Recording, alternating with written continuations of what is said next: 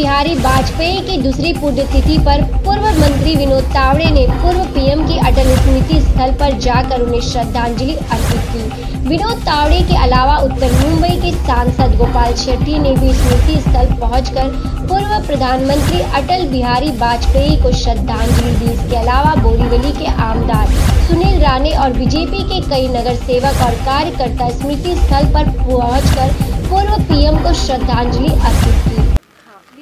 भारत रत्न अटल बिहारी वाजपेयी जी को आदरांजलि आज हम बोरीवली में हमारे सांसद गोपाल भाई है, हमारे विधायक सुनील राणे जी है, हम सभी यहाँ के नगर सेवक कार्यकर्ता।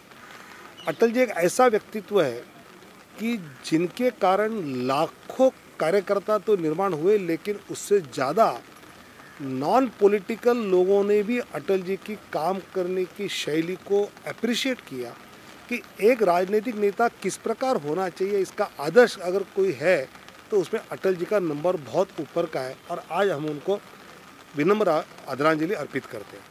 अटल जी एक अच्छे कवि भी थे, तो उनकी कोई एक ऐसी कवि जो आज उनके पुण्यतिथि पर अगर आप हमें सुना सकते हैं। अटल जी की तो कई कविता हैं, मतलब मुझे तो सबसे जो भाती है वो देश ये जमीन का टुकड़ा नहीं है, ऐसे करते हुए अपनी मातृभूमि को किस प्रकार उन्होंने प्रकट किया कि सिर्फ पत्थर फिर पहाड़ समुंदर ऐसा नहीं है, तो वो जीता जागता ये है। और मैं मानता हूँ कि उस कारण इस देश के लिए प्रेरित होकर काम करने की भावना युवाओं में तो ज़्यादा होती।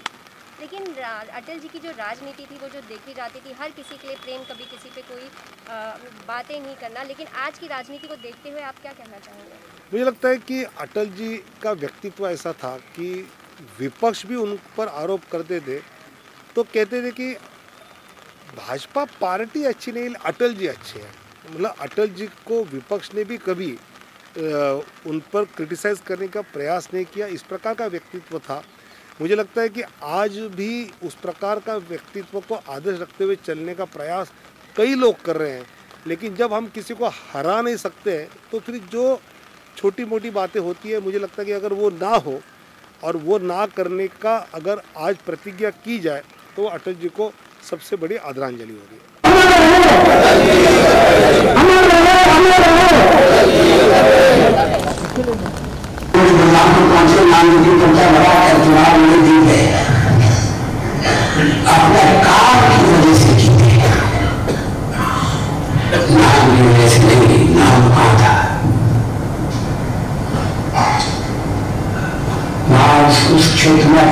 दिवस के अवसर पर इतना ही कहना चाहूँगा कि अटल जी की अनेक कविता तो बहुत बेहतरीन और दिल को छू लेने वाली है, लेकिन एक सामान्य कार्यकर्ता के रूप में मैं मानता हूँ कि अटल जी की जीवन ही एक कविता थी।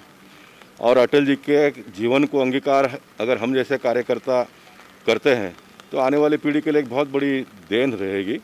और अटल जी जैसे नेता भारतीय जनता पार्टी को मिले और हम जैसे कार्यकर्ताओं को भारतीय जनता पार्टी में काम करने का अवसर प्राप्त हुआ, ये मैं मानता हूँ कि हमारा सौभाग्य है।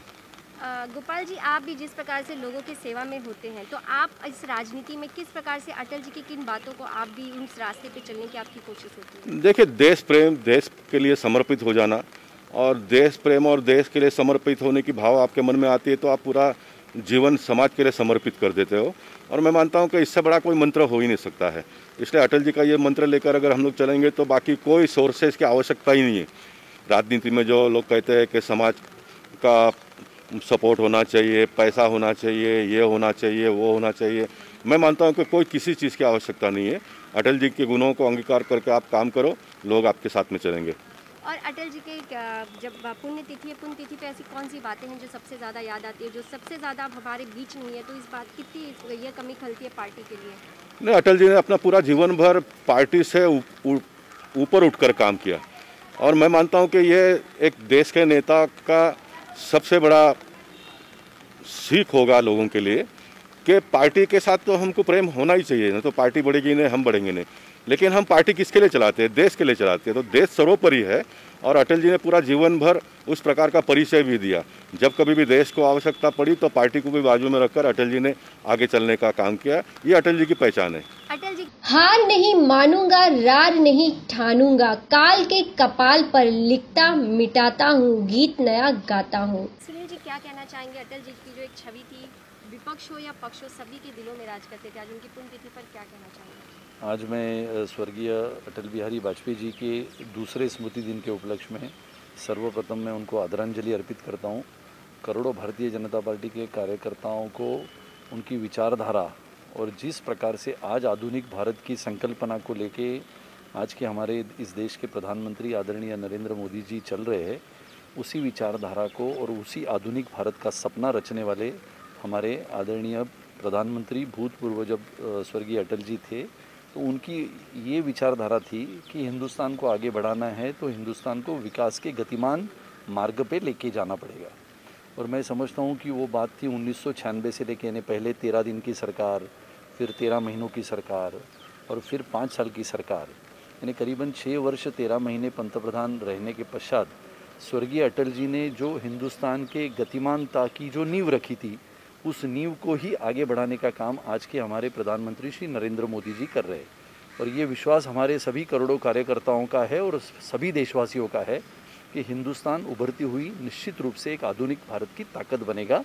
जिस विचारधारा को लेके अटल जी चले थे, करोड़ों कार्यकर्ताओं की मेहनत, परिश्रम और उनकी स्वयं की परिश्रम और मेहनत से भारतीय जनता पार्टी को उन्होंने सिंचा था, उसी विचारधारा को लेते हुए आज करोड़ों कार्यकर्ता भारतीय जनता पार्टी के माध्यम से काम कर रहे हैं। तो सूर्य जी, जिस प्रकार से अटल जी कहते हैं उन्हें ऐसी ऐसी जगहों पर भेजा गया चुनाव के लिए जहां पर वो गए जहां उन्हें कोई नहीं जानता था, लेकिन उनके काम था जिसकी वजह से जनता के लोकप्रिय बन गए। तो आपको क्या लगता है, आप जब अपने इस राजनीति में कार्य करते तो उनकी इन सब बातों को कितना महत्व देते हो और उनकी किन बातों को ध्यान में रखते हो? आप इस राजनीति में अगर आपको कार्य करते हैं तो उनकी किन बातों को आप याद रखते हैं? हम तो उनकी बहुत सारी बातों को याद रखते हैं। जैसे अटल जी ने स्वयं कहा था कि जहाँ पर सबसे पहले आती है अगर तो पार्टी आती है।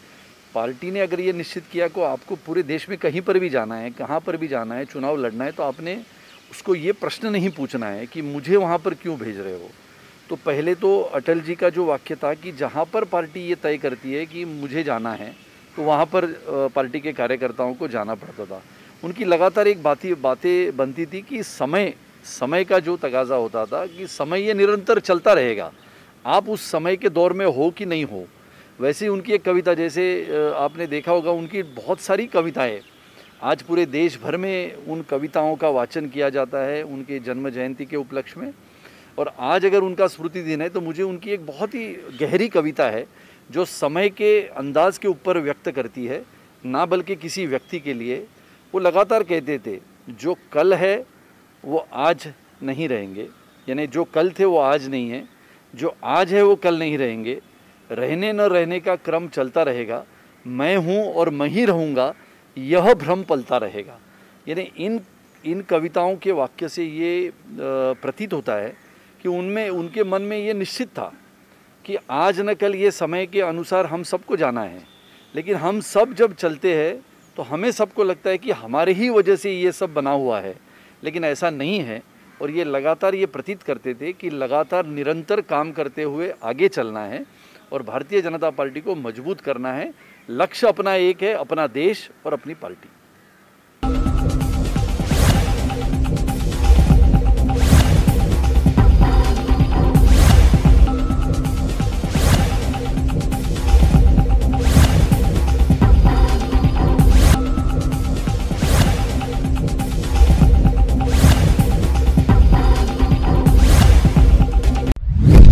आप देख रहे हैं सक्षम न्यूज इंडिया, सबसे पहले सबसे तेज।